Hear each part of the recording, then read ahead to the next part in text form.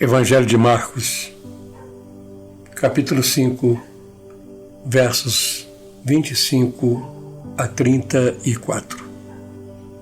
A cura de uma mulher enferma. Aconteceu que certa mulher que havia 12 anos vinha sofrendo de uma hemorragia e muito padecera a mão de vários médicos, tendo despendido tudo quanto possuía, sem contudo nada aproveitar, antes pelo contrário, indo a pior. Tendo ouvido a fama de Jesus, vindo por trás dele por entre a multidão, tocou-lhe a veste, porque dizia: se eu apenas lhe tocar as vestes, ficarei curada. E logo se lhe estancou a hemorragia e sentiu no corpo estar curada do seu flagelo. Jesus, reconhecendo imediatamente que dele saíra poder, virando-se no meio da multidão, perguntou: quem me tocou nas vestes? Responderam-lhe seus discípulos: vês que a multidão te aperta e dizes: quem me tocou? Ele, porém, olhava ao redor para ver quem fizera isto.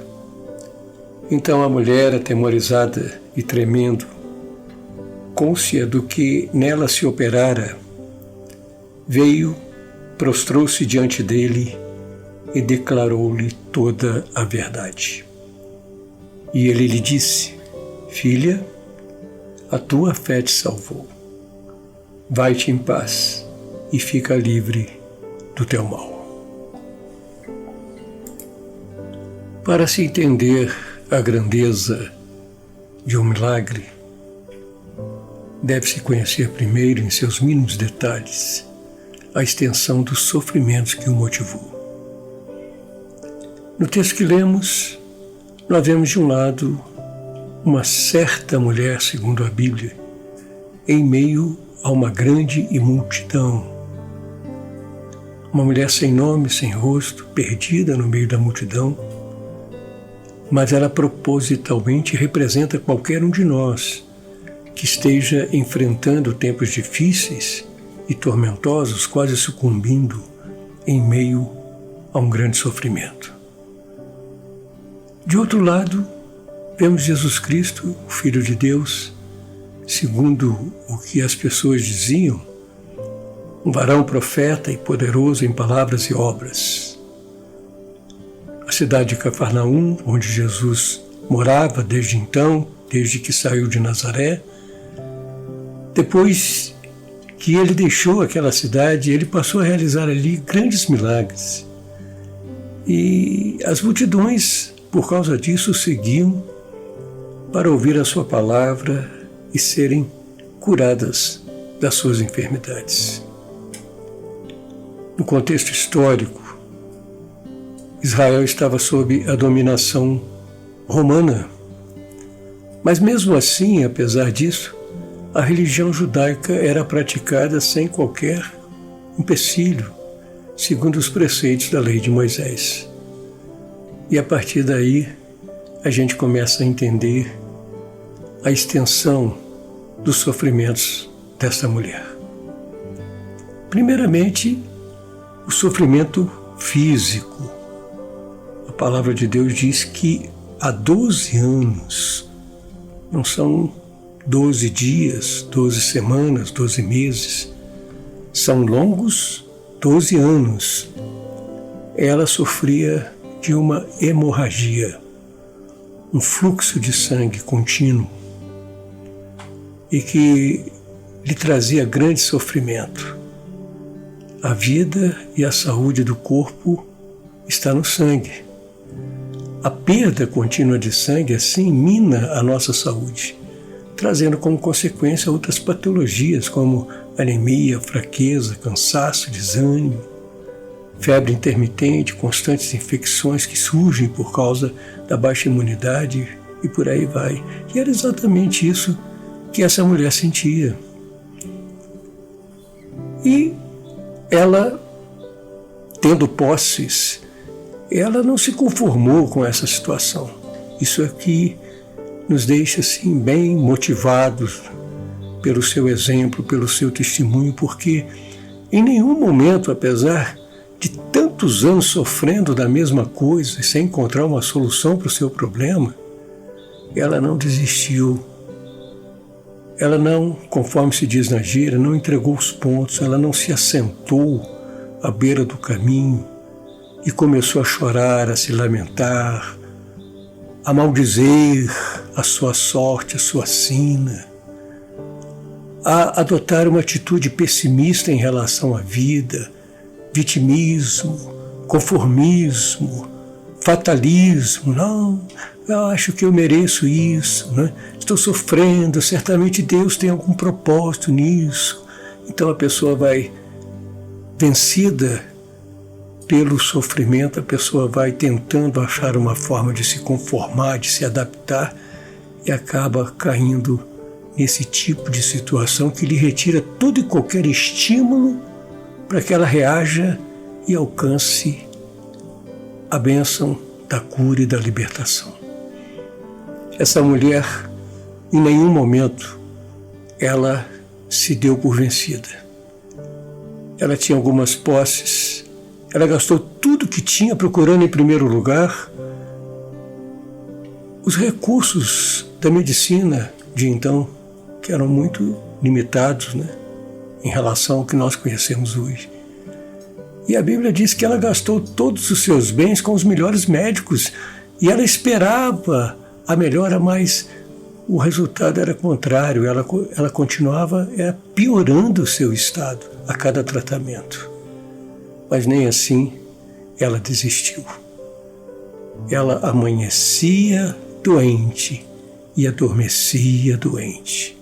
Despertava a cada dia, certamente com alguma esperança no coração, não sabendo como agir, mas ela sabia no seu íntimo que ela queria viver, ela queria ser curada, ela queria se restabelecer, ela queria ser uma pessoa, voltar ao normal, viver em meio da sociedade com alegria, com perfeição, com graça. E então ela procurava dessa forma, dessa maneira, na medicina, nos recursos humanos de então, livrar-se dessa enfermidade, mas não conseguiu. Então ela continuou a conviver com a sua enfermidade, com o seu sofrimento, com a sua dor, mas não desistiu. Por outro lado, tinha também um sentimento de rejeição da sociedade, um sofrimento moral, porque para os efeitos da religião judaica, o fluxo contínuo de sangue, segundo a lei de Moisés, ela era considerada uma pessoa cerimonialmente imunda, enquanto durasse esse fluxo. Ela deveria se manter confinada em casa, não tocar em nada, nem se permitir tocar por quaisquer outras pessoas.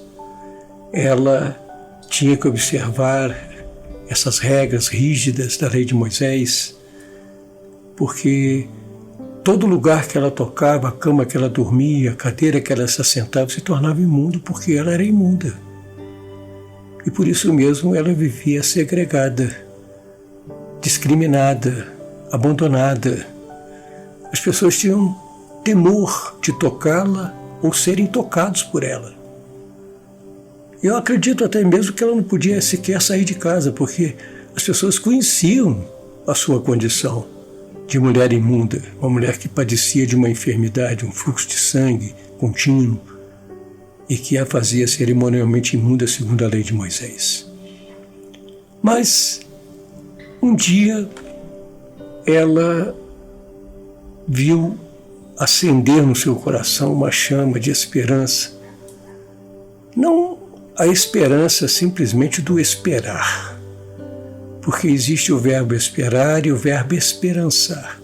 O que ela recebeu, o alento que ela recebeu, com a notícia que ela recebeu, foi do verbo esperançar, aquele que exige uma atitude em busca do objetivo.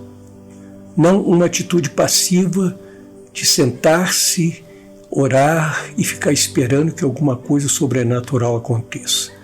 Que a cura venha, bata a sua porta e chegue, olha, cheguei. Alguma coisa caia no seu colo de forma milagrosa.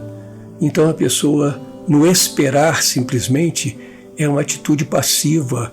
Ela se acomoda na sua zona de conforto e fica esperando. E quando nada acontece, ela começa a achar que Deus a abandonou. Olha, eu oro tanto, eu não consigo uma resposta de Deus. Será que Deus está me castigando? Será que eu estou merecendo isto? Será que eu nasci para isto, para esse tipo de sofrimento? Eu estou purgando os meus pecados? Por que Deus não me ouve? Por que Ele não me responde? E chora, e lamenta, mas continua na mesma situação de passividade, de prostração. Não toma uma atitude. Mas essa mulher não. Um certo dia, alguém lhe falou a respeito de Jesus. O Jesus que as multidões o seguiam, ele trazia assim um novo sentido para aquela cidade. A cidade era movimentada porque Jesus estava ali para realizar os seus grandes milagres, para pregar a sua palavra. E nesse momento, essa mulher se enche de esperança. A fé brota no seu coração. E o que impressiona é o seu caráter obstinado e perseverante na busca do seu objetivo. Livrar-se do mal que a acometia e tantos sofrimentos físicos e morais e sociais pelos quais ela passava, sem nunca ter desistido. Então, quando ela precisava de alguém ao seu lado, ela não podia porque precisava ficar confinada. Então ela ouviu a fama de Jesus. Mas ela não ficou como muitos na fama. Porque muitos dizem que creem em Cristo, creem no seu poder, gostam da sua palavra, ouvem a sua palavra, mas manifestam uma fé que é baseada somente no conhecimento intelectual, teórico, teológico de Cristo, como muitos dos cristãos modernos que oram a Deus e se mantêm passivamente, conforme dizemos, acomodados na sua zona de conforto, esperando que algo sobrenatural aconteça. E não vai acontecer. Então essa mulher, ao contrário, ela começou a conceber o seu milagre ainda dentro da sua casa. Quando ela ouviu a fama de Jesus, aquele que purificava os leprosos, aquele que ressuscitava os mortos, aquele que fazia os coxos e os paralíticos andarem, fazia os cegos enxergarem, os mudos falarem, os surdos ouvirem, aquele que trazia paz, libertação para as pessoas, conforto, alegria. Então ela ouviu falar de Jesus. E ela sabia que Jesus, especialmente naquele dia, Jesus estava na cidade. Ele caminhava em meio de uma grande multidão. E nesse exato momento, Jesus estava caminhando na direção da casa de Jairo, que havia pedido que Jesus fosse até a sua casa, porque a sua filhinha de 12 anos estava à morte. E Jesus saiu caminhando no sentido da casa de Jairo.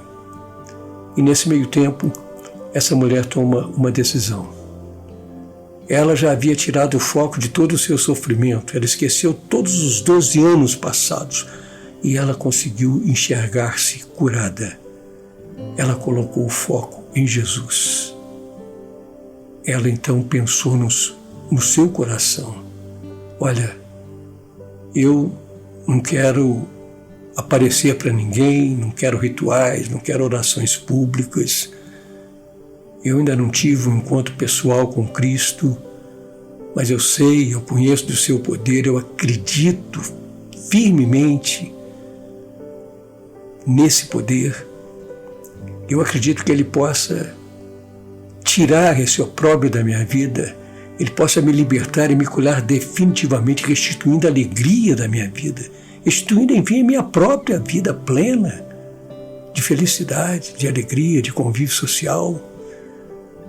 Então eu vou enfrentar essa multidão.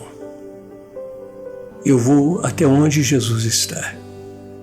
Mas eu não quero me expor publicamente. Eu vou chegar por trás e vou simplesmente tocar nas vestes do Senhor, porque eu sei que na hora que eu tocar, eu vou ser curada, porque Ele é o Filho de Deus.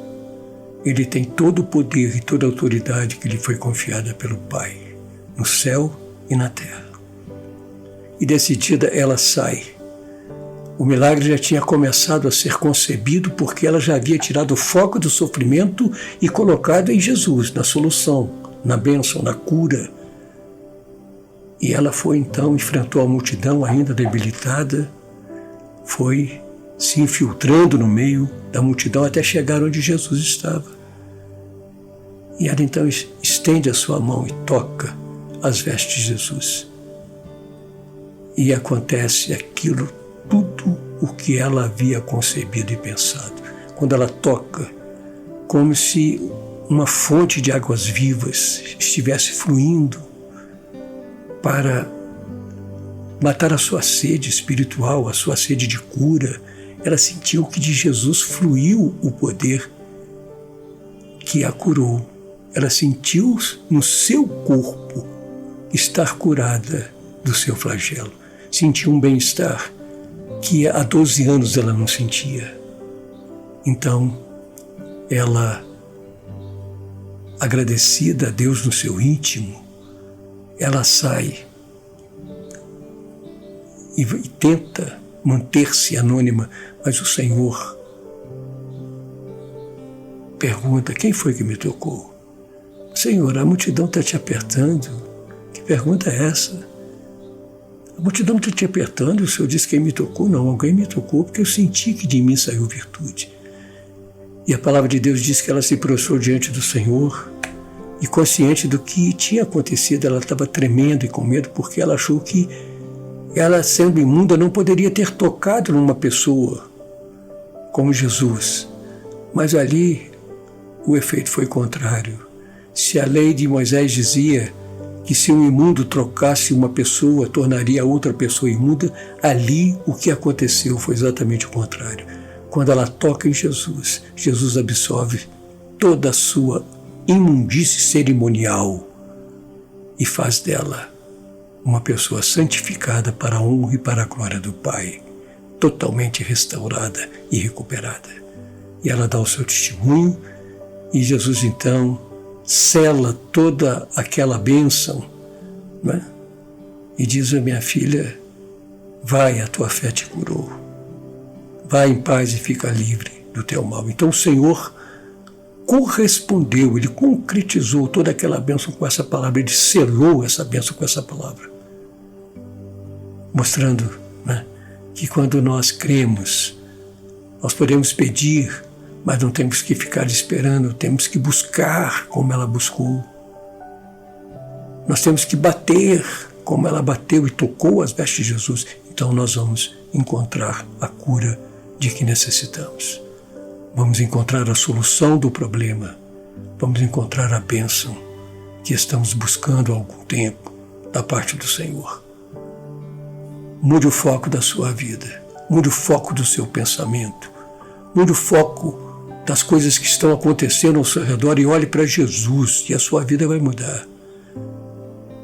Vá ao encontro de Jesus com determinação e coragem e com fé, porque o milagre é uma pista de mão dupla.